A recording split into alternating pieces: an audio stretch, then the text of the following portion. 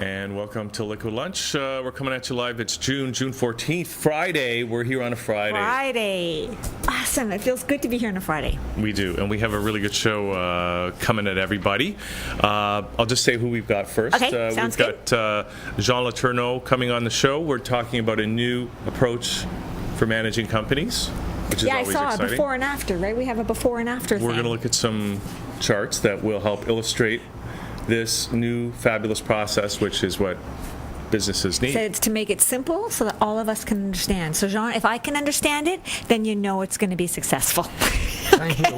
We'll try hard. Okay. Okay, and before we get to Jean, we've also got Mita coming on the show. He's got a new theory of how the sun works.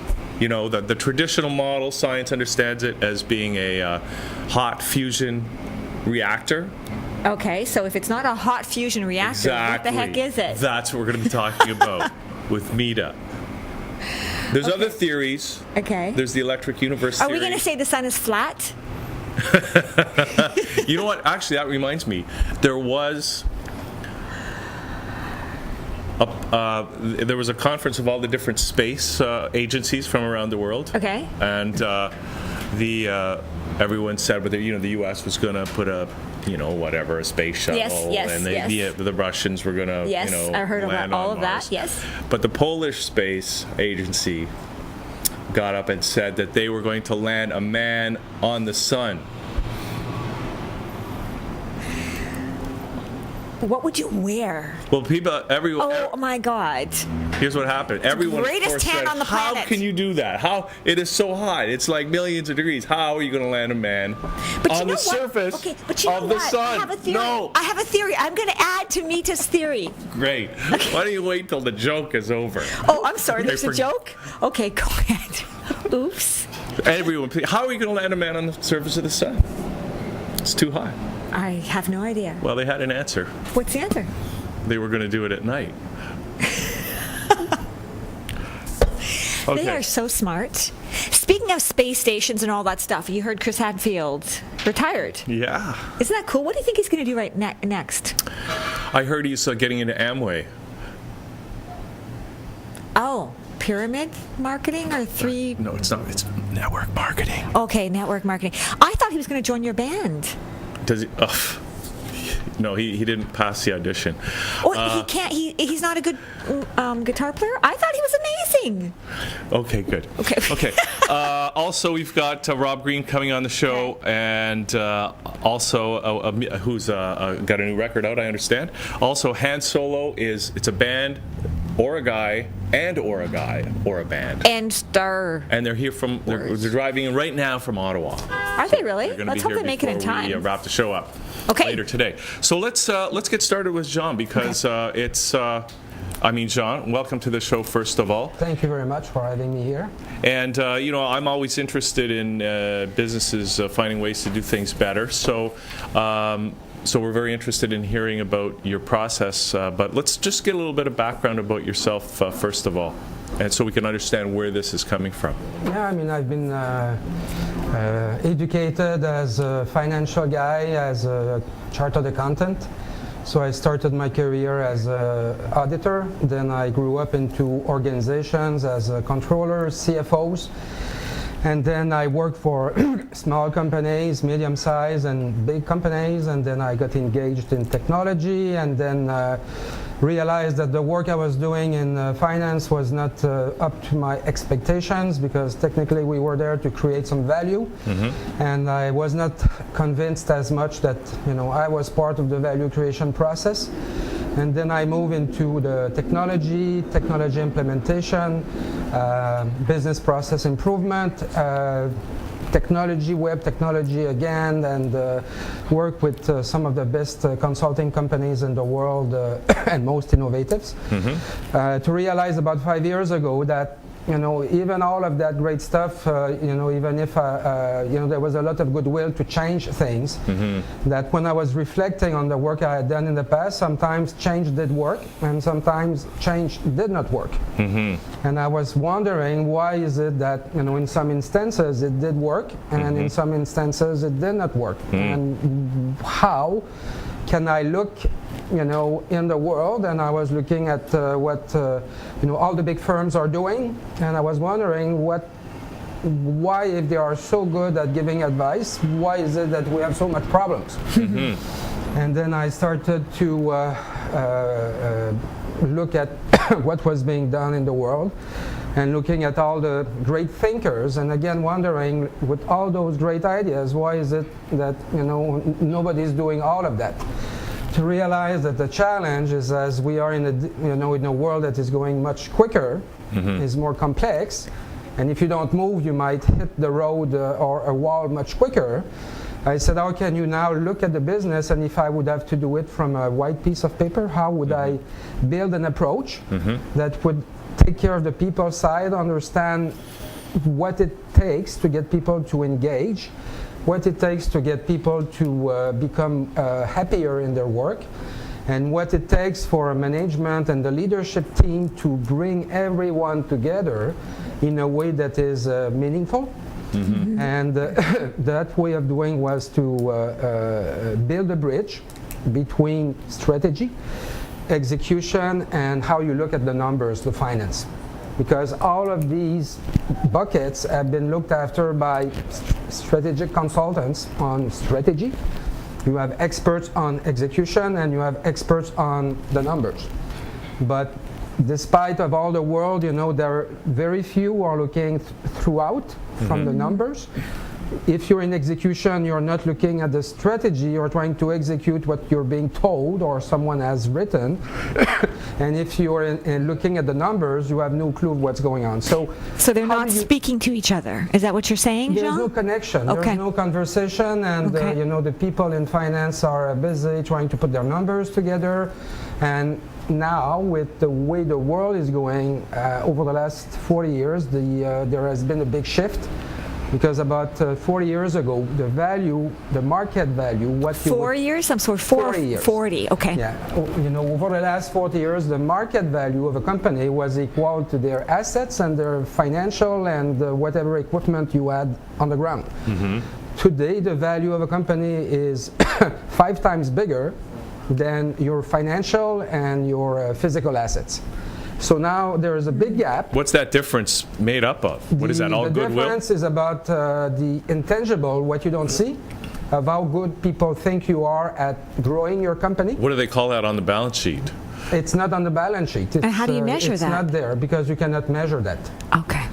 So, as accountants have been trying to measure the intangible, but they are trying to do that under the accounting principles, and it doesn't fit, the rules anymore. Sounds to me like fiat currency. Okay, so, all right, so where do we start here? Should we, do you want to start describing your process? I can talk about not necessarily describing the system, but what's the purpose behind the system. Okay. Okay. The purpose behind the system is to bring everyone, whether you are working at the top, in the middle, or the bottom, to use a common approach to when you're tackling problems. And the purpose is to shift from trying to stop resolving problems to look at opportunities. Okay. So a shift, it sounds like a fundamental shift from solving problems to searching and exploiting, I guess, opportunities. Yeah, because solving problems is never funny, and it has kept people busy for the last hundreds of years. Okay. But now if you start to look at, solving problems is about what I have done in the past, as opposed to opportunities. What can I do with you in the future that could help us to build a better relationships?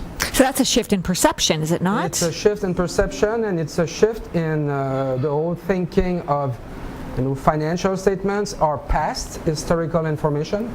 Okay. People are busy looking at historical information that do not mean anything in terms of where you're going. Yeah. And that's why, when you look at companies like Research in Motion and Apple, if you look them back 2 years ago and you would look at the financials, you could not tell which one was the worst or the best. Does this mean we have to redefine generally accepted accounting principles? It is not about, what I did is, the rules of accounting, it's just about what I see that I can touch, that I can attach a price to it. But now 80% of the business is the value of the business is about relationships. Really, you're saying 80% of business? The value of a business is about how good am I at building demand for my products and my services, getting people to want to buy it, getting employees to want to work for my company. So Jean, how did you determine that? Because you just said 80% of the business now is about the value. I find that's a very powerful bullet statement. It was a thought 5 years ago, 4 years ago. I found some evidence in some research that has been done. Okay. And now all the accounting firms have done substantive empirical studies and research on looking at the Standard & Poor 500 and looking at the company value, book value, and compare that to the market value. Can you give us an example of something that it would be 80% of that? Like, I would think companies are more about you're saying companies are more about the experience, so I would be thinking maybe like a Starbucks. Would that be an example of something that you're saying? A very simple example is like Apple and Research and Motion. If you look at the companies, when you look at the financials, what people look on a monthly basis to make decisions, when you look at the assets and the cash, and you would look at the financial assets and the physical assets of Apple and Research and Motion, $1 for $1.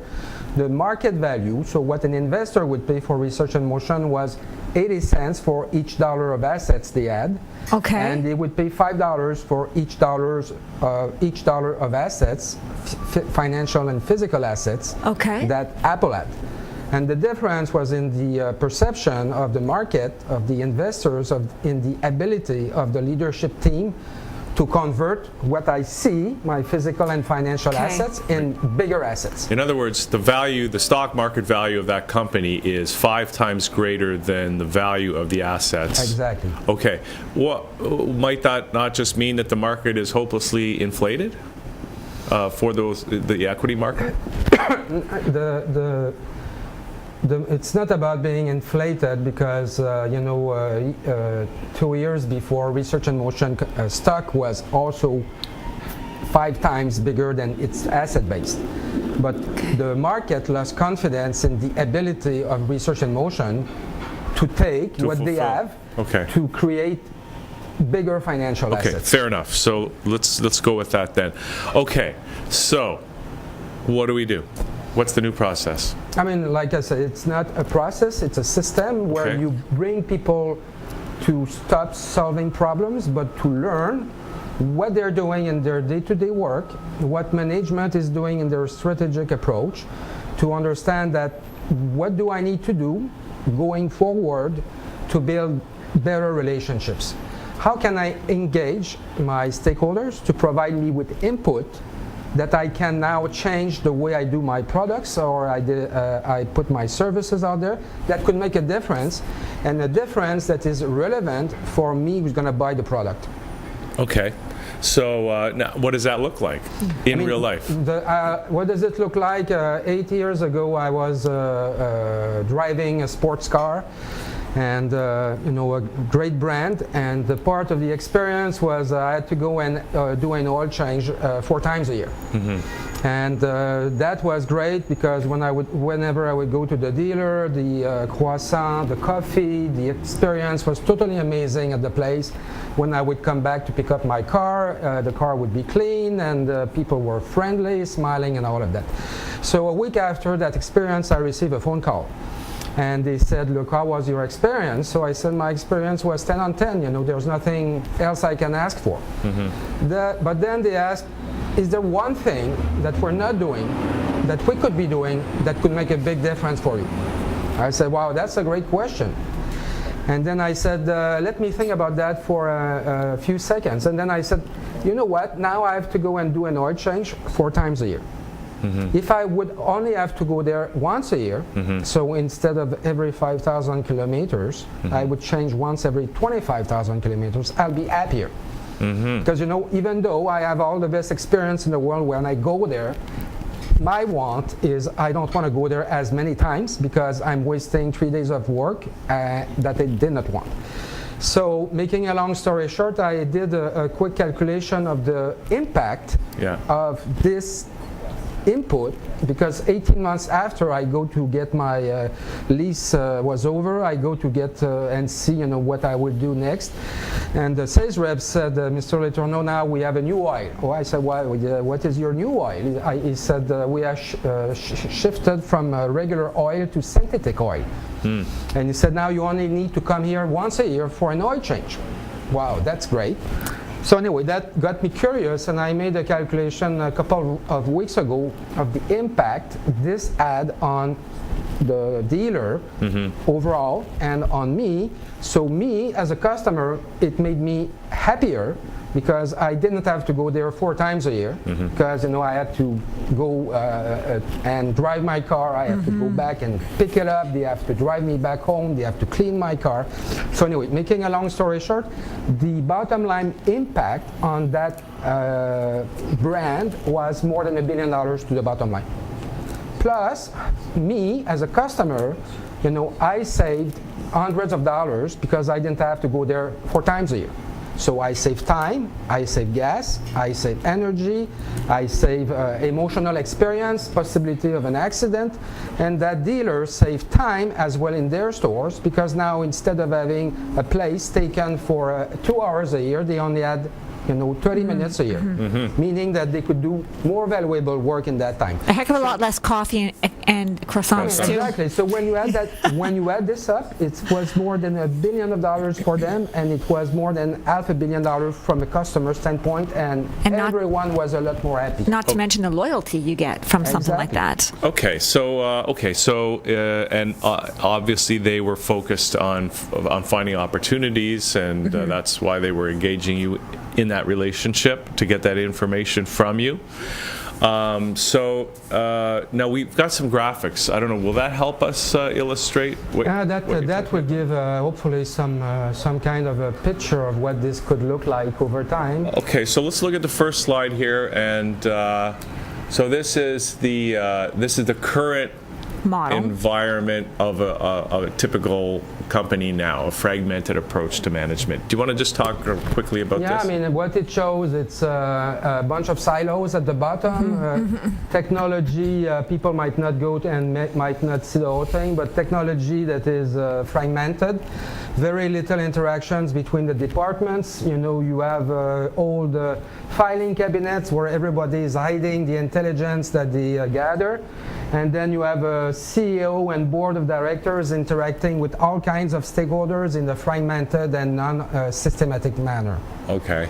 All right. So I think we get that. Running an organization is a complex, complicated thing. So let's look at what's the next slide that we're going to look at right now? I mean, the next slide now shows that now we are trying to let go all the lines between the departments, between the stakeholders, and we're trying to engage people in a relationship, in a conversation, in a way that is systematic, meaning that I don't talk to you when it's nice that I need to talk to you. Yeah. Meaning, some customer experience is about me as a company talking to you when I want to. So it has to be more through relationships. And if it's a through relationships, it means it has to be more dynamic. Meaning we need to be engaged in talking. Okay, and you're talking about getting rid of the lines of the formal lines of communication that are represented by a hierarchical organization. It means that you can keep the lines, because the lines for me, technically in my humble career, meant nothing. But it is mental lines in the mind of many people that restrict them from talking to the person in the next door. Okay, so, and also we're looking at engage any stakeholder engaging with any other stakeholder in communication when it's appropriate. Yeah. It's not when it's appropriate. It means it has to be done in a systematic manner. Systematic, okay. Because the goal here is to bring the entire organization to understand what the hell is going on. All right. That to bring everyone from the top to the middle to the bottom to understand what it is that we're doing, that we're going to create more engagement from our customers, and doing it in a way that is always the same. so that everyone understands where we are in the process. Okay, so it's a systematic approach to communication that kind of allows all stakeholders to talk to other stakeholders, and that includes stakeholders within the organization and also outside the organization. Exactly. For example, suppliers and customers. Regulators, whatever. Okay. Yeah. Interesting. So does this mean in this new model that anybody can talk to anybody regardless of status or position? I mean, it means that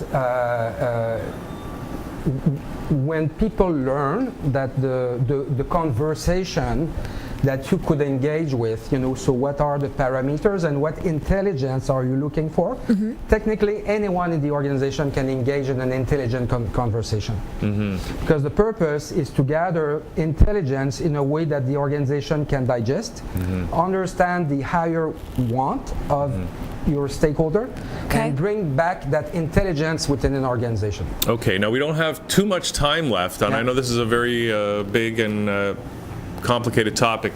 Let's just go through the rest of these diagrams, and if you can just explain through these. So I mean, technically what you see here is the typical organizations, the way they work, where you have a bunch of circles trying to talk to each other, where you have the stakeholders on the left, where you have the strategy people on the next in the next circle, and then you have the execution, and then you have another box. It's for the execution and the excellence, and then you do what at the end on the right. It's about the reporting. Okay. So it's all fragmented, it's all silos, and it's all my telephone booth. Okay, so and we're going to see what this transitions to under your system. Okay.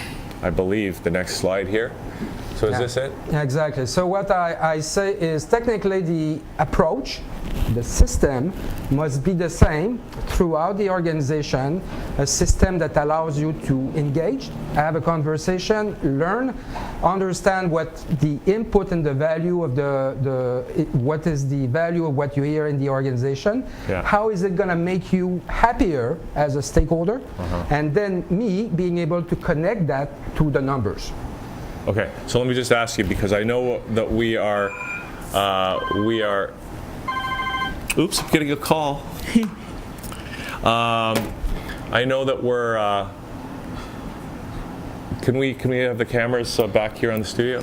I know that we're talking about a new approach to identifying opportunities and exploiting them, but what happens when there is a problem in your system? Because there will inevitably be problems. So I know we're shifting focus, but what happens? How would you approach it? How does your system view that? I mean, like I see, when I'm not looking, the system does not look at problems, it looks at opportunities, because I'm not trying to fix what we've done wrong in the past. Right. I'm trying to understand if there's one thing I need to do to make you feel better about what I'm doing. I understand. What it is. But you're going to have problems. What are you going to do with that?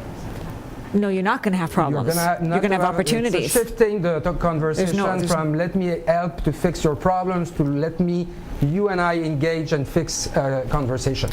Okay, so what happens? Okay, I'm in the customer service department of one of these companies, and a customer's calling and they have a problem. Canadian Tire. And this organization has adopted your system. How does that problem-solving interaction differ under the new system? I mean, under the new system, it's about let me understand what can I do next time you are going to come back to see me at Canadian Tire to make your experience better. Right. Because whatever I'm doing, you had a bad experience this time.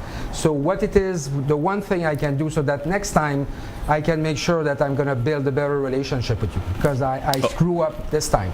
Okay, so I know that what happens in a lot of organizations is that frontline customer service person is trying to do their best to do exactly what you're saying, but then there's no opportunity for them to deliver that information in a meaningful way such that action along the lines that you're talking about will actually happen. Yeah. And this happens so often in organizations. Exactly, because the way I call it, this is gold when someone do something good or learn something, and when you put that in the garbage, this is a waste. Of course. So what this approach and this system is about learning what did not work and what can we do next time so that people have a better experience. And me telling you, dear customers who are listening to you, like what that car company said, they came back to me and said, Jean, we now have this new oil, synthetic oil, and that was my feedback. And I said, wow, that's great. So it's about closing the loop with customers, engaging in a conversation, not as I want, but as it makes sense. Meaning, I listen to you, and then I tell you, here's what I'm doing with what I heard. Okay, great. Now, should we look at the rest of these diagrams? It might be interesting to look at the next one, and yeah. So the purpose at the end is connecting what people do with financials.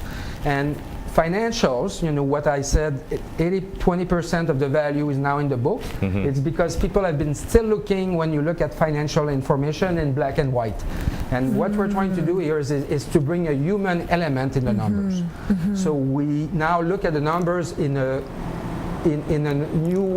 new way. So what does financial success mean then? Financial success means to make sure that we have engaged the customers, and then to measure how much revenue we make with engaged customers. And if we have unengaged customers, how much revenue we are making with them. Instead of looking at products by region, by product family, I want to look at how am I doing with my customers? How am I doing with my employees?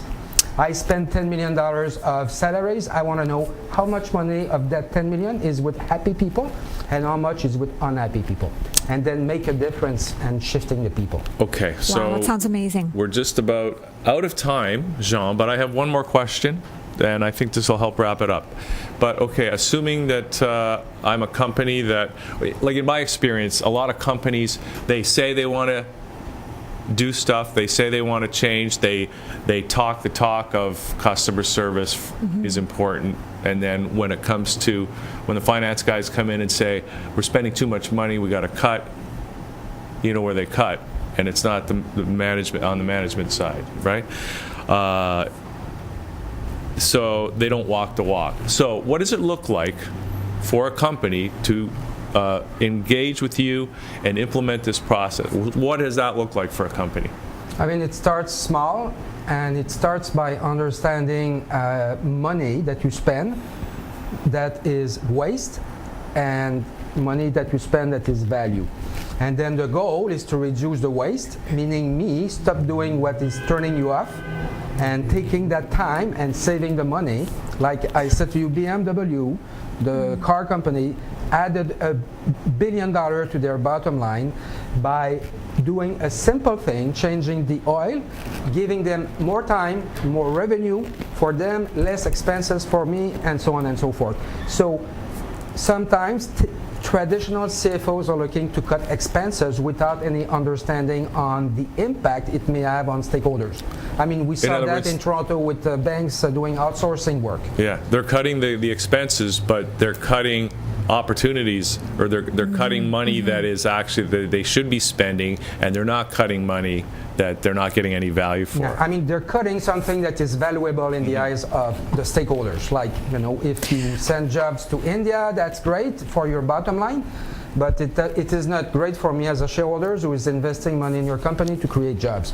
So you can no longer just look at straight numbers. You need to understand the impact, and that's why those ongoing conversations, as you saw, in the chart, are very important. Because if you are aware that if I cut my cost in salaries because I'm sending jobs to India, I'm going to have a backlash from my investors who are going to sell their stock because I'm not creating jobs here in Canada. Okay. RBC Jean? actually went right through that. Went through that very issue. Okay. Jean, thank you for coming in and Thank telling you. It us. sounds amazing. I mean, I have a lot of more questions, but yeah, we could do this for the whole time. 2 hours. Yeah, thank you very much. It was my great pleasure. Now, if people want to get in touch with you and follow up and maybe find out more, what's the best way for them to do that? Is there a website? Or? They can reach me, and maybe the easiest way is sending me an email at Jean, Jean, at VC for Value Creation 2.ca. So Jean, Jean, at VC Value Creation.ca. VC2. VC2, yeah. Thank you. Okay, Jean. Thank you so much Thank for you. doing Thank you this. very much. So we're going to come back right after this with Goran Mitic, or as we all call Mita. Now, Mita, could we play one of your son videos here to introduce the concept? Okay, so we're going to watch this video. We're going to come back with Mita as Liquid Lunch continues right after this.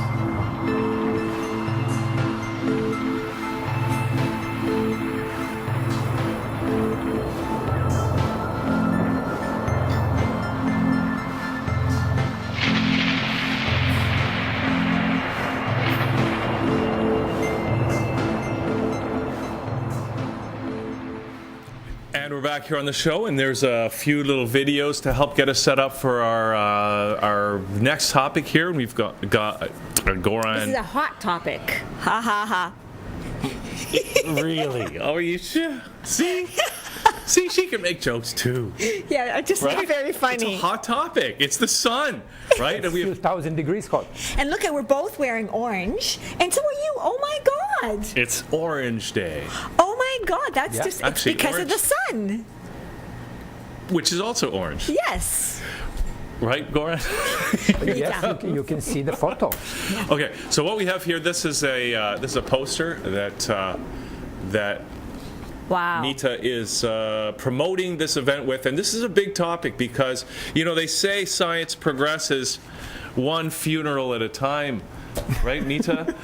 Because Is that what they people because people get so locked into their worldviews, and it's difficult for the people that are the conventional in conventional Minds. science or conventional physics or conventional whatever cosmology to change their minds about something. They get fixed on, and it seems that the paradigm right now is the science as a whole is fixed on the idea that the sun is a hot fusion reactor, right? Yes, that is the mainstream standard model of the sun. Yeah. When we have that it is a hydrogen body, Yeah. which creates energy by the thermonuclear fusion, creating helium out of hydrogen Right. and releasing energy on that way. That's the theory, which is already at least 80 years old.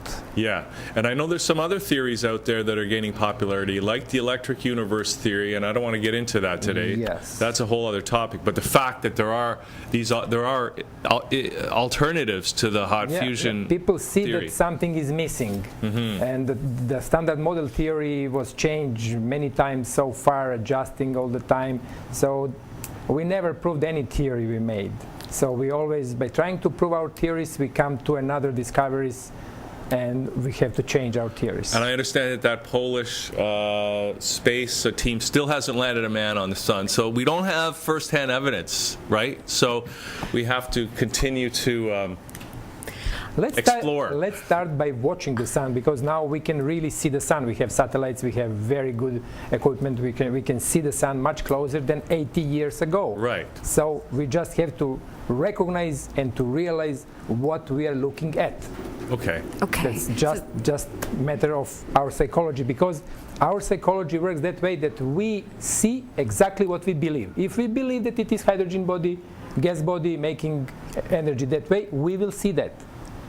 So if we we believe can- it's something else, If we can change our belief, then we will be able to see the difference. Another part of what you're saying. Another view. Yeah, you're saying that 80 years ago when the hot fusion theory first came into being, we didn't have the tools to observe the sun as course, easily as we have Yes, done, and continue to advance in that way so that our actual observation can inform our theoretical Yes. understanding, right? Now we can see sun almost on our palm. Yeah. It's that visible, that clearly visible. And literally on your Palm Pilot or your smartphone. Yes. Okay, right? You can actually watch the sun, the real-time Google sun, Yeah, right? if you put Yes, you can. some smartphone or iPhone on your palm, you can see the sun on your palm. Okay, so now first of all, before we get into the theory itself, a little bit about your background. I complete my study of physics in Yugoslavia, former Yugoslavia. I live in part which is now Serbia. By education, I'm a physicist, and the original discovery of all this, let's say, theory started in 1997 by having anti-gravity eureka, by looking at the huge fire and the moment of revelation, which I heard the voice which was saying this is anti-gravity. So I had similar experiences before, but never big like that. It's like you're charging electricity, your spine shivering, whole hair up. so you like you're received shocked some by electricity. information. Yes. And did this challenge conventional physics, this information? The anti-gravity is the missing force. So we all expect that, as all other forces has repulsive and attractive components. We also expect to find repulsive component, which we call anti-gravity, Okay. in mass interactions. So we always talk about gravity, gravity, gravity, but we all expect that must be anti-gravity. It's so logical, and it's always, found in the nature so far. So this is just a revelation of the force which was always hiding in a plain sight. We look at the fire all the time. We use, steam engines. We use combustion engines, and we use anti-gravity. We just don't know that we use anti-gravity. We already use anti-gravity. So this was in 1997 that you had this revelation. Eureka, yes. Okay, this Eureka. So now what has happened since then? Has science come along with your Eureka, and what are you doing? What have you I done? did publish a paper in 2000, and Okay. it was published in the Journal of Theoretics. Okay. That's electronic magazine, scientific. And I was in Russia, in St. Petersburg, to promote my paper, also in 2000. And after that, I started to write a book. And in 2008, I published the book, The Introduction to New Physics, Part 1, because I have discovered that this is a lifelong work. So I started to deliver part by part. So first part is out. And I came to many different realizations after the anti-gravity Eureka. The main one was that mass is relative according to temperature. We all know relativity according to the speed given by Einstein. And this is just, fitting very well because temperature and speed are always connected. And after that, I realized that because of existence of anti-gravity, that processes like hot thermonuclear fusion are not possible because anti-gravity increases in huge measure if we increase temperature. So then I came to the basic question, then if it is not possible process, then how stars create energy? And then I started to research closely sun, and then come realization what the sun is. Can we just go back just a little bit to make this understandable for people like myself who are not physicists? Okay, so Einstein's theory is the speed of light you're talking about, right? And relativity of everything, what we can measure, mass, dimensions, and other things, according to the speed of light, correct? Not according to the speed of the body. If you move some body, then you have contraction, then you have time dilatation, then you have all kind of changes in other qualities, including the mass. Okay. But according to the speed of a body. Okay, and then yours comes in. How does this according to the temperature of a body. Okay. So we don't have to move any body in any speed if it just stays still as we believe that it is still, and just change the temperature, we will have change in mass. Okay. And we will have change in gravity and anti-gravity interactions between two bodies. So does this contradict anything, or does this complement? Yes and no. Okay, confirms that's the basic relativity which is given by Einstein, but this thing going much further and deeper. So is this like the next step, maybe? Yes, for sure that can be next step. Are you impressed with my questions? No. Oh. Oh, well, I thought they were pretty good. Well, it's like, so we're always trying to understand reality, right? Yes. Well, and so, at one time, they thought the Earth was flat, right? Right. And then we learned that it wasn't, right? Now we think it's round. Well, and at one time, they thought the Earth, or that the sun was a hot fusion reactor. And now we're learning that it is... What? What, Nita? Liquid boiling magma. Liquid boiling magma? Or lava? Lava. Okay, let's say lava. I like love. Lava. Sounds much better. Lava we call magma, which come to the surface of the earth. So lava is much probably more lava's familiar. once it's out. Magma is the right word. Magma is below the surface when we consider Earth volcano activity, and lava is when it is visible on the surface. When it explodes. Yes. Okay, so it's now liquid boiling lava or magma. You're laughing at me. Okay, it's liquid boiling magma as opposed to this hot fusion reactor thing you were talking about. Okay, what the heck difference does that make in my life? I'm sorry. It's okay to stare at the sun now. And I'll still get a sunburn. Like, I don't get this. How does this change our life? will change our understanding of nature, will change our consciousness. So we also were believing in the past that Earth, we are in the center of the universe. We didn't understand that we also rotate, around the sun and everything else. But we were believing that how we can rotate. If we rotate, we will just fly out by centrifugal force. So we are believing that we are staying still in the universe and everything else rotates around the Earth. That was the geocentric system.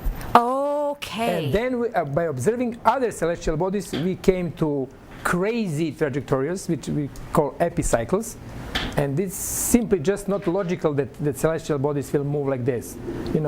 Forward, backward, making loops all the time. And then Copernicus came with the discovery that actually Sun is the center of our system, and then we are just one planet which rotates around the Sun. When we put Sun in the center of the system, we get just simple pattern with the nice circles around. So we are no longer the center of the universe. We are just one of the many now we know things clearly rotating around. How did Look, forget, but that's not the topic. Okay, sorry. What Mita is saying is that, now we have, because there are inconsistencies, are there not, with the theory of the sun being a hot fusion reactor. There's some things that the scientists can't explain with that theory, right? In present state of our discoveries, we can see less than 5% of the matter in the universe. Okay. 4 to 5%. Everything else we call dark matter. Okay.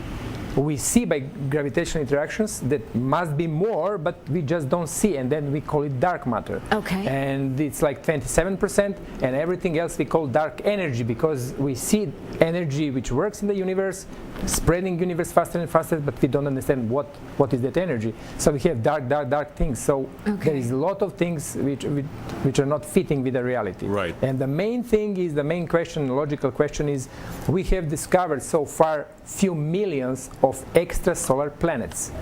Before we were believing that the planets are only the case around the sun. Now we can see them around almost every star. So we see the pattern that every star has planets around, and we know what are the planets, as the Earth is just a liquid lava body with a tiny cold crust. Tiny, very tiny cold crust, tinier than the shell of egg. Well, that's Earth, but there are other planets, even in our own solar system, that are differently constructed, like the gas giants. That's another wrong assumption we made. Uh-oh. Okay, so, but how planets and all asteroids and all rocks came to existence? When we have always in the center of the system, we always have hydrogen gas body, star, and we always have liquid rocks flying around. Okay. And according to present knowledge and theories, we always need explosion of some very distant supernova, which is the only maker, by the present theory, only makers of the heavy elements, to explode somewhere on a very distant place and to send us heavy elements which will do condensation around our star and make our planets. So stars always need help from somewhere very far away. So we have basic illogic in our understanding of creation of the solar systems. All right. So, that's it. He doesn't even know what question to ask. Well, I mean, I'm just thinking about it because, you're saying that the supernovas are, in the current theory, the only thing that can create heavy elements. Heavier elements like like rock and iron. Iron, yes. Okay. Okay, so what you're here to talk about today, how does this relate to everything you're saying? What's important about what you have to say, Mita? As I say on the first statement here, this is really only once in a few centuries thing which happened, because Newton revealed gravity a few centuries ago. Okay. And then now we are talking about anti-gravity and revelation of anti-gravity. Okay. So it really happens in a few centuries. So we came to the point when we have to radically change our understanding of nature. And that's a big thing. That's a thing which will not affect just physics, but all sciences, philosophy, and everything. All of what we life. Yes, Yeah. or our understanding, our thinking, our paradigms of thinking will be changed. Okay. In And ways that will be really, really big impact on everything, on our lives, how we see the lives. Because if we didn't understand the basic thing like what the sun is and how sun works, then what we really did understand correct.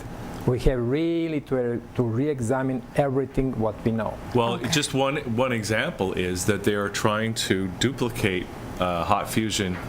They're spending billions of dollars to create hot Yes. fusion reactors here on Earth based on our understanding of how the sun works. Yes, So, for 4 decades or Yeah. more.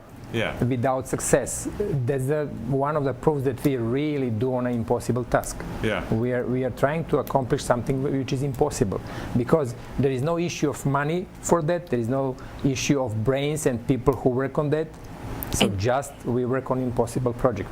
And they're still not accomplishing it, which is telling you it's wrong. The theory is wrong. Something the model is wrong. Yeah, yeah. Okay. We agree in physics that something is fundamentally wrong. Equation doesn't have any more sense. So we see that something is fundamentally wrong. Okay. And this is really coming like a help, like a door to exit this confusion we have now. Great. Okay. So you're going to be giving a presentation on July 25th at OISE Yes. to kick off this. You're essentially announcing this new theory, right? Yes. On that date. That's the purpose It's- of Placket and promoting this event Right. with So, the help of ThatChannel. well, we do what we can. Right? Well, it sounds Thank you, fascinating. thank It you. sounds like it's a breakthrough. What I'd like to do now is, do we have any more videos? Yes. Why don't we just watch one of those, and then we'll come back and we'll continue discussing a little bit. Yeah, of course. About this. Let's theory. let's look once again at the sun from a different point of view. Okay. All right. So here's the sun, It's visible. and we're going to come back with Mita as Liquid let's boiling do this. lava, magma. Liquid stones.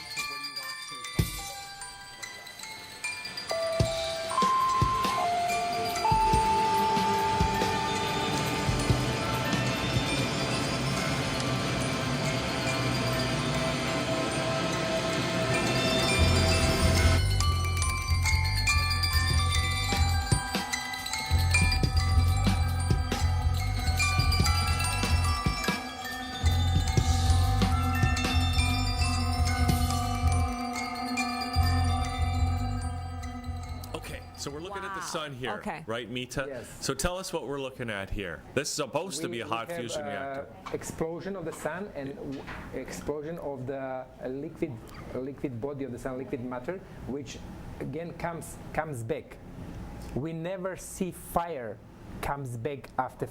When we look at the fire, it always goes up, up. and away. Never falls down. Right. Right. Because if it is fire, it will just continue to fly out. Right, and But dissipate. we have liquid magma which goes up, but gravity of the sun pull it back. Is And this of the course, anti-gravity force you're talking about then? Is this what you refer to with anti-gravity? It's explosion, you know, because Okay. in liquid boiling magma we also have gases. Okay. So they explode. Okay, it's boiling. let's come back and we will continue to talk about it. So, okay, sure, but the sun is not, strictly speaking, fire. If it's a hot fusion reaction, it's not fire per se. It's not a fire like a campfire, right? And a Okay, fire, but there, fire there is, there is is not the a hot fires fusion all over reaction. the surface. It creates because it's boiling, creates all the time hot gases, which are because they are too hot, they have anti-gravity and they have repulsive mass, and anti-gravity force pull them away. That's the source. Anti-gravity force is the source which creates solar wind. Every star has solar wind. That means blowing away all the gases, which are speeded up to the dead temperature and dead speed, that they disintegrate to the alpha particles and protons, and we see them. And because we see them, we have correct data. We see alpha particles, we see protons, and we see them like a hydrogen and helium. But they're just rest after the disintegration of the heavier elements, which started like a vapor from the liquid boiling magma of the sun. And the solar wind, which exists around every star, blows dead particles away. It pushes away. Every star is like a pump which blows away the gases and elementary particles. In dead conditions, nothing can come to condensate around. So that's one more proof that present theory about supernovas and condensation around the stars can't happen, because in circumstances when everything is blown away, nothing can condensate and stay there like anything, like planet or comet or anything else. Okay, so I have a question, because when we look at the sun on those videos, it's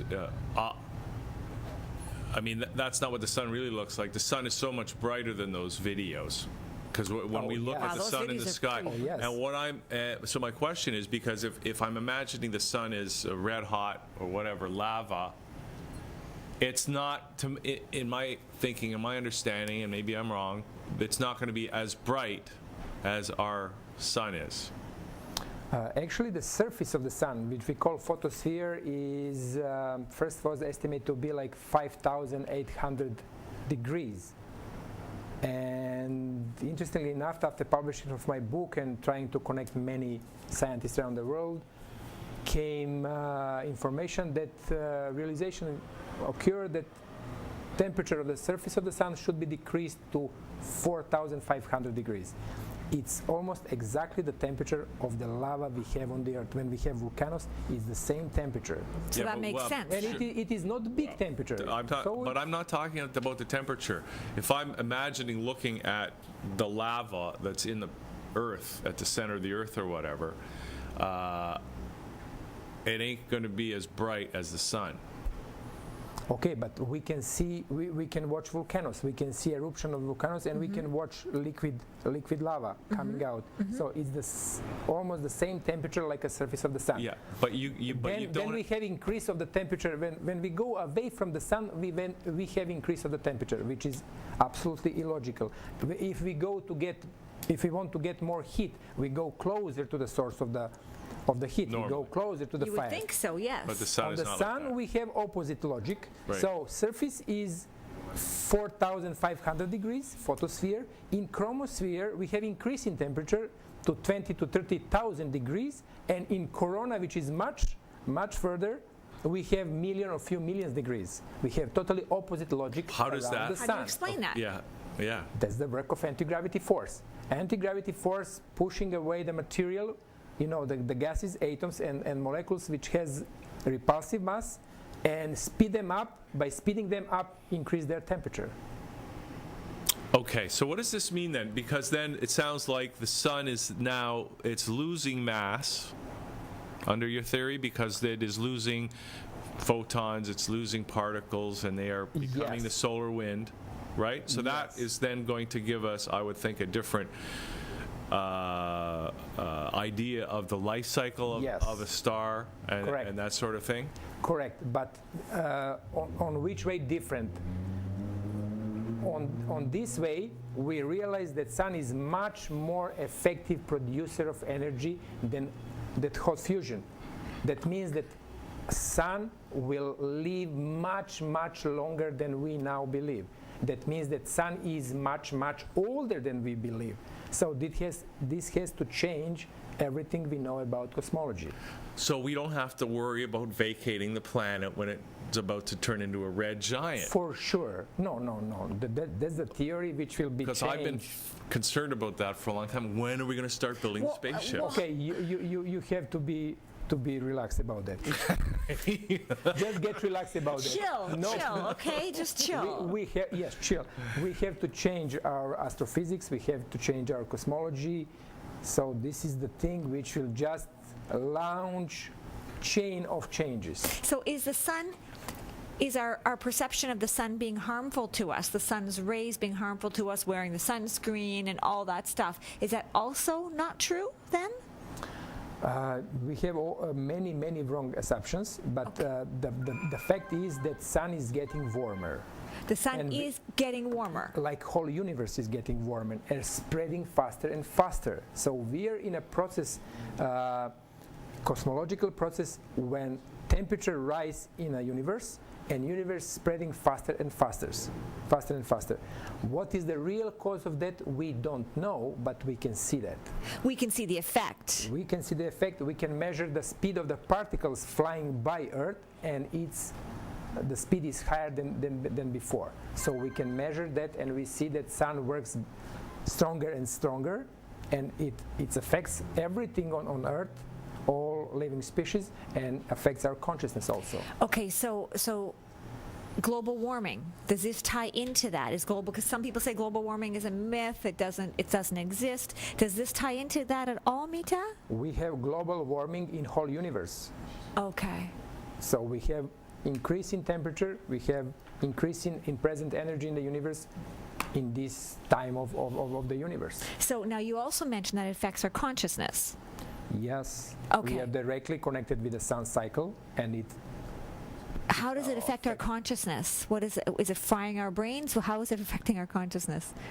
We are getting more and more closer to the full consciousness. So to full consciousness. Yes, it affects everything, our energy bodies and everything, chakras. This is not physics, but it affects also on us, on energy level bodies of the human being, chakras, and also consciousness. Now, is that part of your theory as well? No. The way that it, okay, No, so yours is. I don't go that way. All right, I see. That's I stay with the it's her physics. fault. Yeah. It's her fault. Yeah. So this is strictly a physics theory, let's right? stay with the physics and let's not step in metaphysics. Okay. Yes, Okay. okay. Well, Now- metaphysics. See, it's a branch of physics. It's metaphysics. Oh, there we go. Metaphysics. Love. You have to create your own brand new. So you called it the new physics. Yeah, the new Metaphysics. physics. I call it the new Metaphysics. physics. No, better to call it anti-gravity physics. Okay, anti-gravity physics. Nothing personal. Now, Mita, you and I had, ahead. I have to bring this up, Okay, Sandra, okay, because we had some preliminary conversations about this. And one of the things that your theory explains, okay, now, I mean, we've heard crazy theories about a hollow Earth and this sort of thing. Your theory actually, correct me if I'm wrong, postulates that indeed, because of the anti-gravity and the relationships of what you're trying to bring forth here in this new understanding of physics, that it makes sense that the Earth, in fact, all the planets, and the Sun too, are all hollow. And whole stars. And the stars. As this says here, a demonstration of astrological principles emerging from rotating liquid boiling lava. There is very simple physics which explains what's going on in bodies which are made of liquid, especially boiling liquid, and it creates hollow, so all celestial bodies are hollow. So maybe there are, UFOs and that live in the center of our planet, and you can get there through the Antarctic Yes. and the Arctic, and that's the Nazis have their UFO base there, right? No comment on that. and there is a crystal core right in the very center of the planet. Would that make sense with your theory, or is that relevant or not even an issue? According to my discoveries, the celestial bodies are hollow, but Like completely hollow, they're cannot say completely anything. empty. Inside, they're completely empty. I don't know. Nobody Okay. knows because Okay. we've never been there. Okay. No, Okay. you But can take there's a cruise ship that goes up into the Bering Strait, I heard about apparently, to that. see the To go hollow into the Earth. center. Yeah. Apparently. If they bring some pictures, we will know what is inside. So let me ask you something, Mita. so far, how has your theory been received by other physicists? Because you said you also wrote some articles that were in some journals and that kind of thing. So, and you're writing a book. And how is it being received so far? Are people thinking you're crazy? Your colleagues, are they thinking you're crazy? Probably they think all kind of things, because this is the really totally different approach to anything we know. Okay, so this is radical in your circle. Radical. Okay. You did mention electrical universe. That theory has good points, but also has weak points, and we have to always to take in account all forces, because all forces we know, gravity, anti-gravity, centrifugal force, electromagnetic forces, all work all the time together. We have to consider all of them together working. If we just stay with one, we are always missing reality. Yeah, that's why the dark matter is a big black box where they put all the inconsistencies, right? Yes, that's the weakness of the mainstream physics, which consider mainly gravity, and nothing else. Electric universe theory brings electromagnetic forces, which are also in work all the time. So now I'm bringing anti-gravity force. The real happy situation, which can really give us real answers, is when we work them all together, working all the time, because they all the time work all together. There is no separation. They work all the time together. When we take them all in the picture, then we can see reality. Okay, so Mita, are there any inconsistencies in your theory that you've been able to identify that would suggest that perhaps there's more work to do? Oh, there is of course more work to be done, because this is lifelong job. And but so far responses from the people who were reading my book, and even non-physicists, people who are in totally different areas, the basic comment was like, Mita, we don't know is it true or no, we are not in that position to say, but what you are saying to me is logical. Right. So I didn't publish my book until I circled the logic. So that's the main strength of the. Okay, great. So now, you are holding an event at OIZ on July 25th. So this is going to be the official 7 p.m. Yes. 7 p.m. The official announcement of this theory. You're going to go over it in some detail. Yes. And explain it to interested parties. Exactly. Will be Q&A. Afterwards, of course, and I will try to be short as possible, up to 1 hour, and to leave hour or hour and a half for the Q&A. And this is just the beginning of the, I don't know how long discussion until we realize where we are, heading. But for example, just to change geometry of our solar system was 150 years needed for Copernicus' case. Yeah. Of course, he didn't have internet, YouTube, and all these technologies we have today. So this is like a in vivo experiment. It will be very interesting to see how things will unfold. Okay, so anybody who's interested, whether you're a physicist or a mathematician or just an interested person like me or you. I think this is absolutely fascinating. I think this is because it can change everything. Yes. It can change absolutely everything. It will affect our consciousness on every level, whatever we do. Okay, so July 25th at OIZ, and you'll be seeing these posters around the city. And Mita, is there a website or something online where people can go and get more information? There is the website, but unfortunately 2 nights ago I have discovered that my website has been hacked. So, that must mean you're getting to the truth. Probably. My email address is thenewphysics@gmail.com. Thenewphysics@gmail.com. Everyone can get free copy of my ebook. What about the Eventbrite? That's where you get the tickets? Eventbrite will be on Saturday evening or Sunday. Okay, so people might afterwards can see it on YouTube. So I'll just tell them they can go to sun-liquid.eventbrite.com, right? And there's tickets available at that online, site on the Eventbrite. So people can get their tickets there, and it's like $12. So that's worth it. And everybody will get free book for the ticket. Really? You get a book? Yeah. Well, that's amazing. Wow. So it's $20 at the door, but $12 if you buy it in advance online at sun-liquid.eventbrite.com. And Mita, this is amazing, and I'm really looking forward to the presentation and finding out more. And I wish you, if you're right, I wish you all the best. It's all about truth. Well, you know what? Thank you for having the courage to stand forward and do this as well. Because, like you said, a lot of people will to come out with something that's so radical. You actually basically are a target. Well, look what happened to Galileo. He was excommunicated. Well, how about Copernicus? Wasn't he in major doo-doo too? Giordano Bruno was burned, Okay. Yeah. but Galileo was just in home prison. Oh, okay. Well, gee, just in prison. But we are now in 21st century. Well, you got your website hacked. Yeah, that's the modern way now, right? There's the 21st century, burning out. So congratulations on this. Regardless of what happens, it takes a lot of courage to do what you're doing. So congratulations on that. Thank you, and thank you for your help and your participation. I really offer my gratitude to the ThatChannel, because without cooperation, nothing can be done. We are both together in this. Yes. Thank you. You're welcome. Thank And you. everybody wear orange when you go. The color of the sun. Okay, 'Cause we're let's wearing watch some more sun videos. And we're going to come back. Rob Green and the band are here, and Liquid Lunch will continue. We'll be right We're back. going to get a performance, right? Yeah. Yes.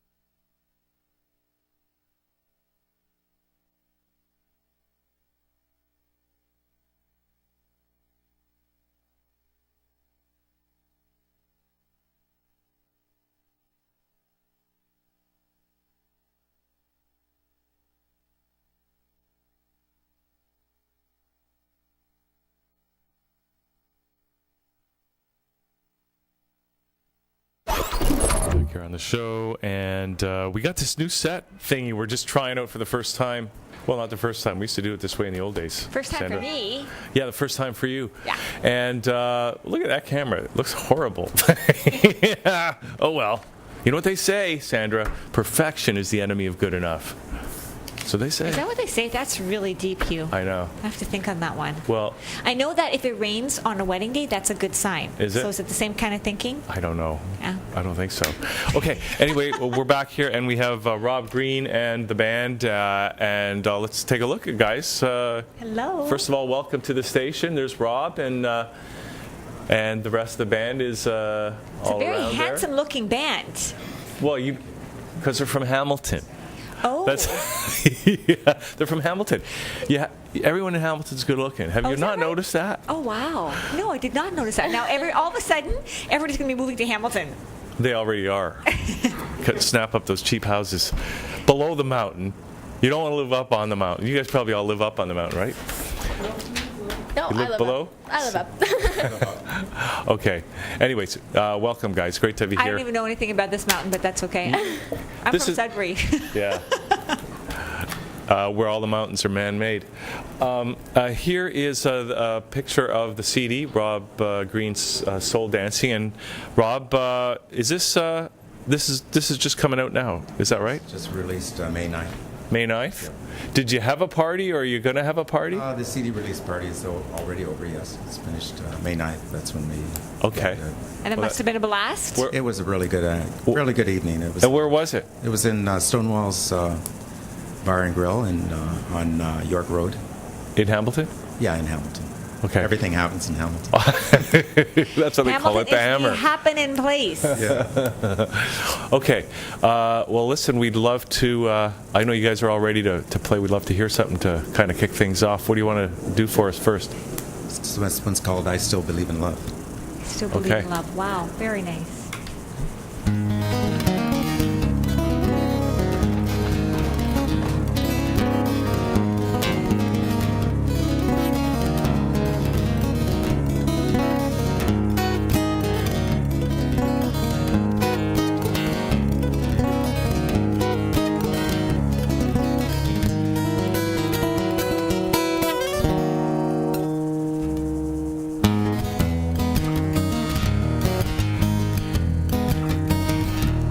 Say there's nothing left but the door. So I scrape my heart off the floor. Visions and projections in the night clear up all the past to new insight. And I still believe in love. Yes, I still believe in love. It's what I came here for. It's what I came here for. It's what I came here for.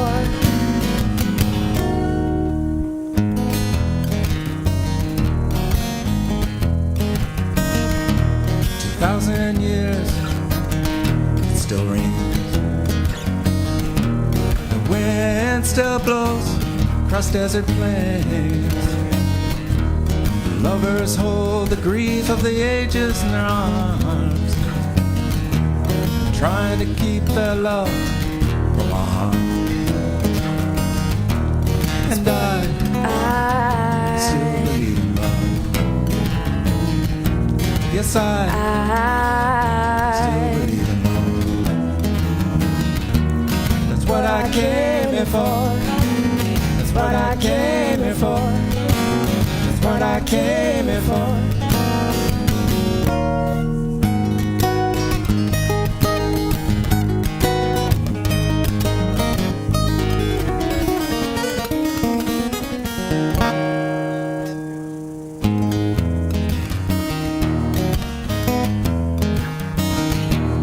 Man stands alone on a hill.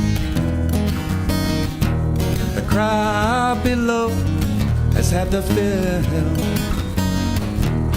Deep in the sky flies a dove. In his eyes, eternal love. And I still believe in love. Yes, I still believe in love. That's what I came here for. That's what I came here for. That's what I came here for.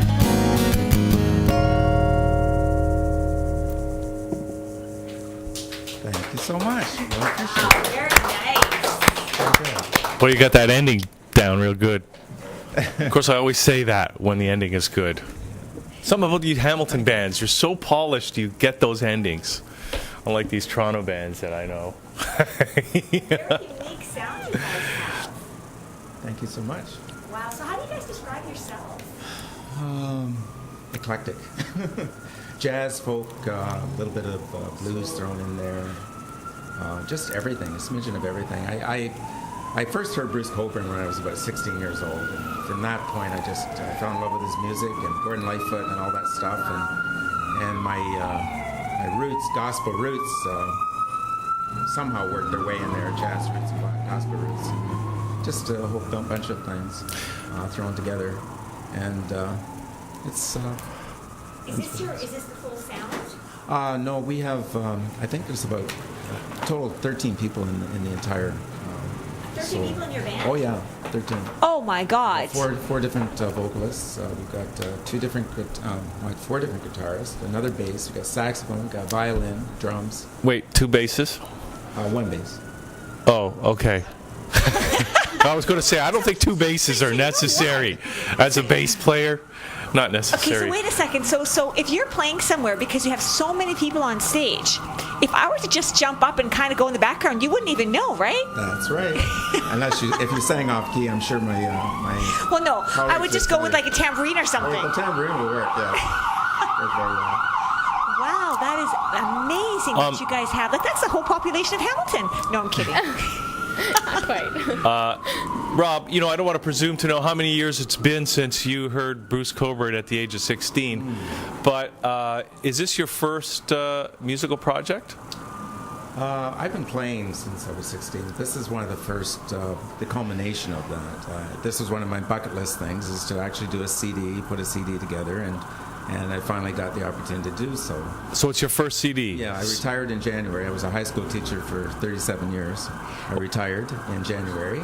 Wow. And did your students know that you were a performer, musician? They knew I was an actor. I've done a lot of acting on television as well, and movies and that sort of thing. But they didn't really know I was the musician. I was more the director of musicals and that sort of thing, behind the scenes. In fact, 2 of my students are actually represented here. Actually, 3 of my students are represented here. Former students. Mike is a former student of mine. Wow. Oh, wow. Charles Cock. You better say what high school, right? Saltfleet High School. Saltfleet. And I met him when he was 16 or 17 years old, and asked him if he'd like to play some music with me. So he said, yeah. And X amount of years later, here he is still playing. Isn't that that's interesting? Great. Can we hear another one? Because that last one sounded great. Yeah. This one's called Harmony of Love.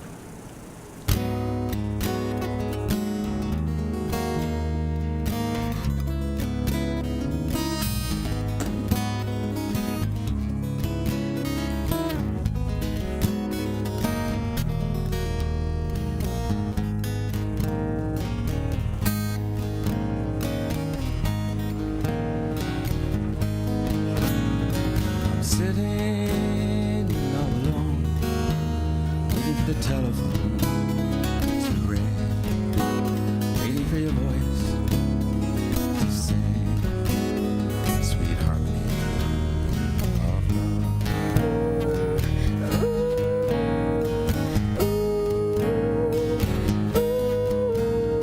I'm standing open hand, waiting for the night to fall, waiting for your voice to call.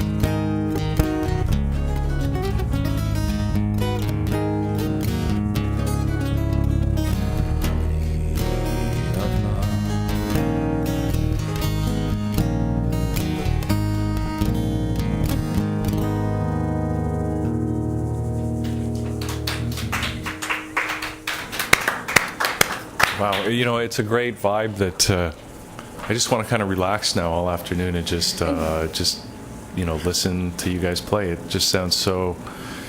I don't know what's the word for it. It's like on a beautiful day outside on the patio with a cooler, listen to this music. A cooler. That's a good idea. Too early for me. Okay, in the afternoon, maybe Later after in the work, afternoon, yeah. kind of thing. Okay. Actually, Rob, why don't we didn't really get a chance to meet your band members here. Maybe you can just kind of go around and introduce everybody. I'll start again with Mike Treblecock. He's lead guitarist. Mike Trubin, what? Treblecock. Okay. He's famous. He's famous. Yes, Yeah. he is. Yeah.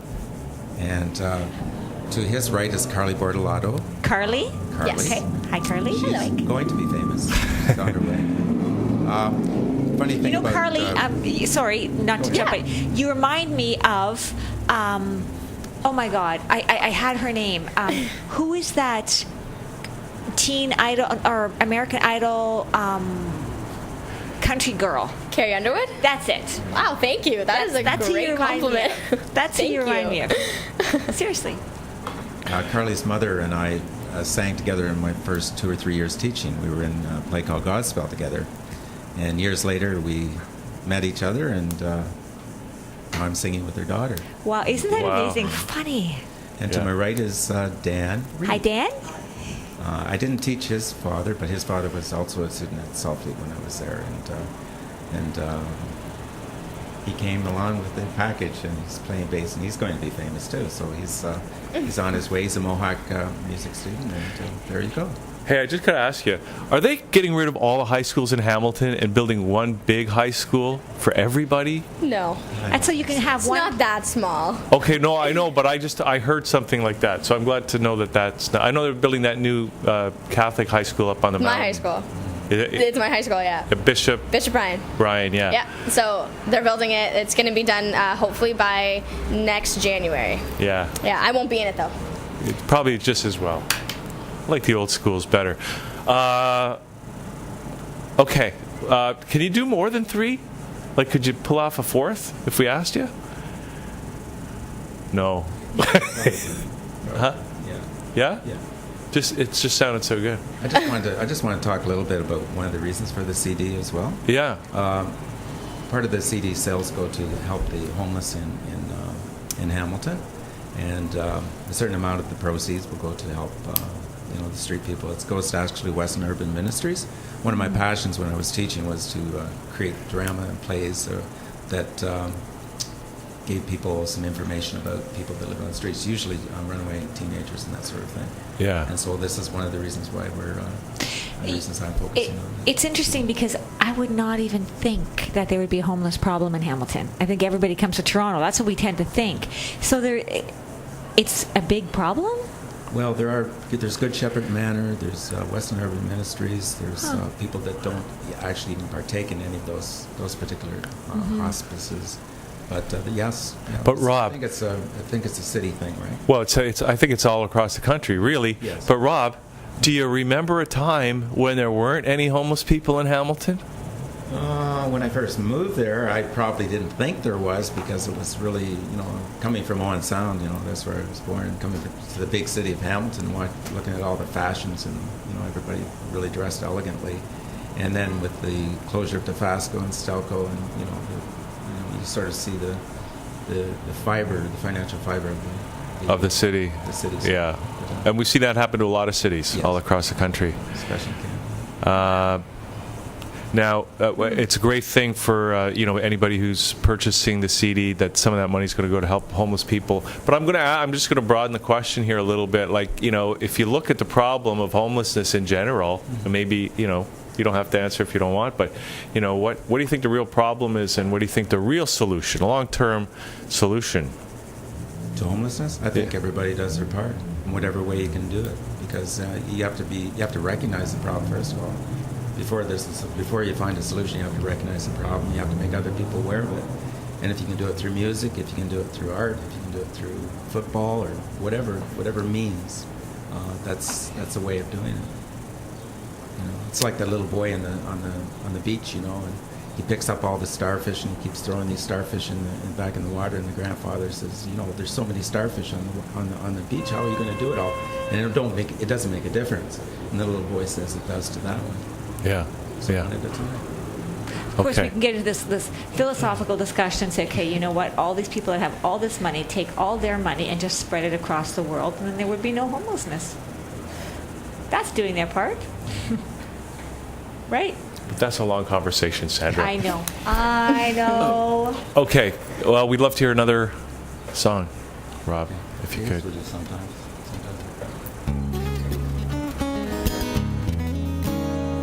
Okay.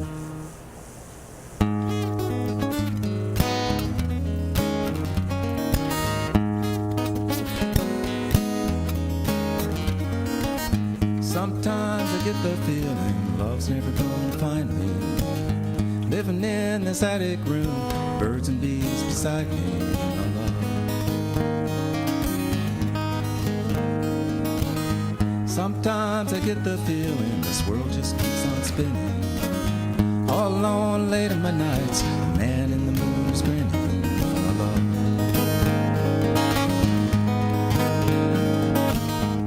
Sometimes I cry, hold the tears deep inside. Sometimes I cry.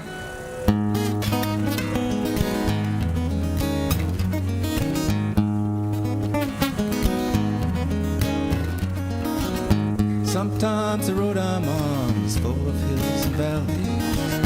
Sometimes a mirror in the wall reveals my human folly. I've lost love.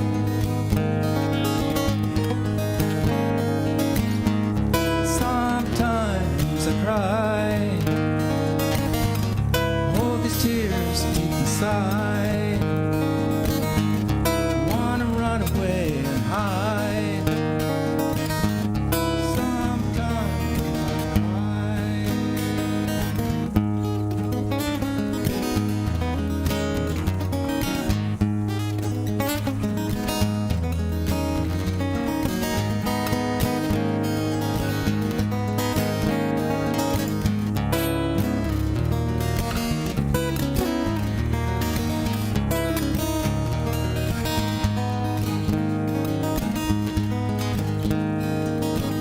Sometimes the curtain drops and I just keep on playing. Sometimes your voice is clear, vibrates deep within me of your love.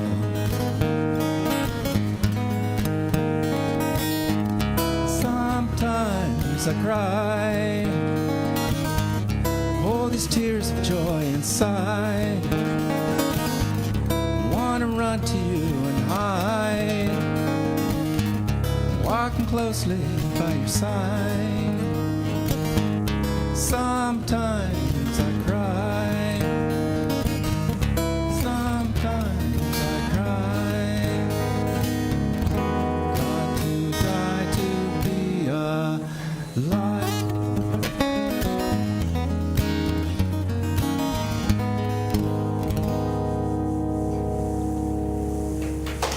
Thank you. So mellow. It's almost hypnotizing. I'm wondering, is it always so mellow when you get all 13 Yeah. people on stage, or is this like unplugged? Well, the CD release was just raucous. It was just beautiful. Like we had sax playing. We had Wow. Terry from Lightspeed, Terry Crawford from Lightspeed, he was playing drums in the back, and we had the violin going and the vocals. We had Sharon Musgrave also as part of it. She's a Grammy Award winner, as you probably know, and she was part of it as well. And she sang her little heart out. And Carly did a thing with her boyfriend, Justin Twait. And it was just a great night. It was one of the most memorable nights of my life. Was it kind of like a gathering of everybody that everybody knew, like a big community type?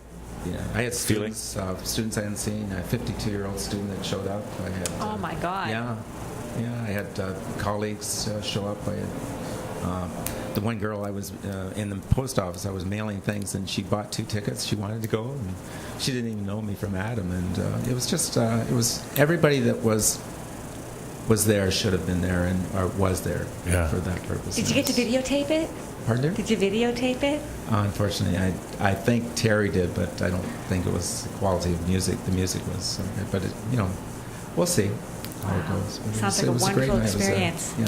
So now that the record is released, what are the? Do you have any plans to tour or other performances? Mike is going to rent a bus for us. That's half the battle right there. Mike, you have been volunteered, whether you know it or not. How big of a bus Is will this it like be? a Partridge Family kind of bus? Or are you going to have hot tubs? Well, probably, just do that whole Willie Nelson thing, whoever's. Did he have hot tubs on his bus? Oh, he must have. I don't think the Partridge Family did. I think they were lucky if they had washcloths. I don't think they had bathroom on their bus. Plus, they had I don't know. stop at You took places. one look at that bus. You figure you're going to be in the shop at least once a month with that thing. So, but seriously, any touring or? We don't know yet, as of yet. We're still trying to, see where this is going. Are you Yeah. performing in Toronto anywhere? It possibly. Okay, If, okay. if that's in the cards. The problem with a lot of the venues in Toronto, I don't think they can fit 13 people on stage. Well, you'd be surprised. You should have seen the stage at Stonewall's. It was like micro stage, and all 13 of us were up there. We all took turns. All the females, the ladies, they got up and down and up and down. But the final part was like everybody was on stage, and it was beautiful. Now, do you have a full drum set, like the drummer? Is it a Yes, full drum? full Wow, drum because set. that takes up half a stage, right? Yeah, exactly. The drums. Yeah. So we're just getting ready to wrap up here, and what we'd love is if you could do another song for us. We'll kind of end the show, and then you guys can play, and we'll run the credits over it, and it'll look great on video. Once it's edited. So this is the moment for some last thoughts from you guys. Obviously, we want to tell people where to get the CD and that sort of thing, but I'm just curious, beyond the effort to help the homeless, is there any other kind of philosophy that comes through on the CD, Rob? I was just so lucky and so fortunate to be with former students that I now call friends. And just the love that these people show me. One of my teacher colleagues told me, he said most of the people that joined in it was called the labor of love.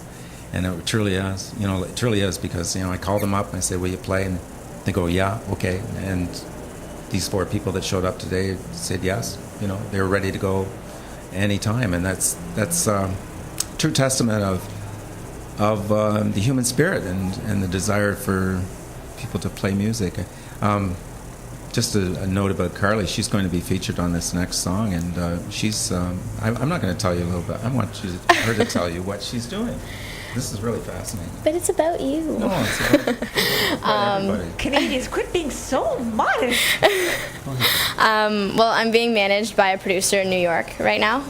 So I'm graduating high school in a few weeks, actually, and so next year I'm taking the year to pursue music. So I'm going to be going down to New York and LA, and I write a lot of my own music as well. I actually have a gig in Toronto at the Sound Academy tonight. So yeah. Well, okay. So the Sound Academy, where is that? It's in Toronto. It's here. We know where that is. But I don't know exactly docks. where. Oh, okay, the It's docks. the docks. It's the docks. Yeah, everybody Sure. knows where that is. Okay. I don't know what that means. But anyway, I'm playing there tonight, so I'm really excited with that. About that, I'm playing there with my boyfriend. He's also a musician as well. Okay. So yeah, it's really exciting. Well, good luck. Thank you. Thank you. Good luck. So, okay, now Rob, so people can actually get the CD, right? Yes, Where it's can they? called www.robgreenmusic.ca. robgreenmusic.ca. Okay. And so there's links there where they can actually. Yes. Okay.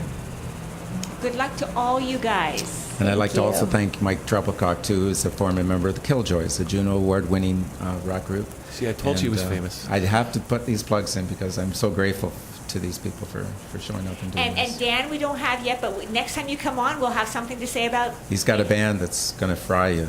It's on Dan, why its don't way. you come on with your band sometime? We're trying right now. Like, we don't know what time will come around, but I know. Plus traffic, right? yeah. That's the real challenge. If you can solve the traffic crisis, then you can solve the sun lava crisis. with our previous discussion. Boy. Okay, guys, so thanks for coming in today. Really appreciate it. RobGreenMusic.ca, people can get their hands on the record, and we would love for you to take us out with another song. This one is called Soul Dancing. This is dedicated to my mom and my son.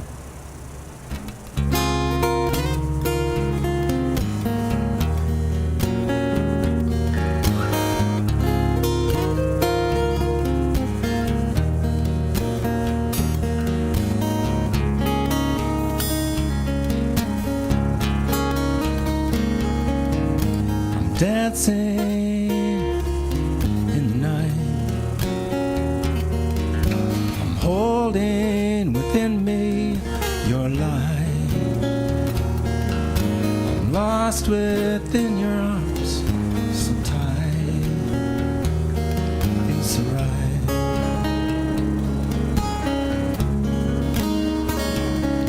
And I'm so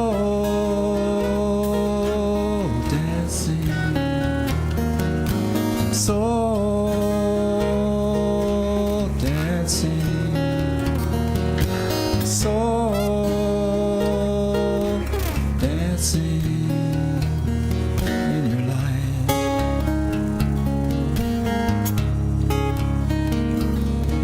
There's no need for shade. Sweet memories never fade.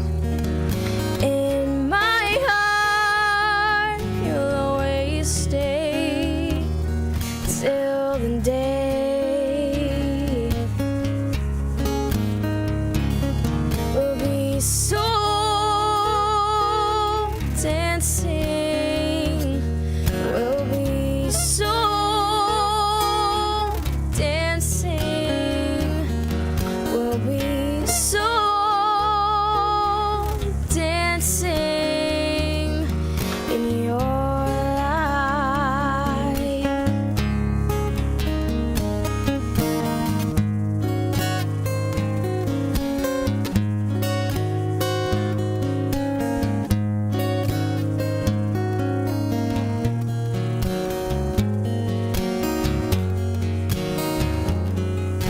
With each trip passing by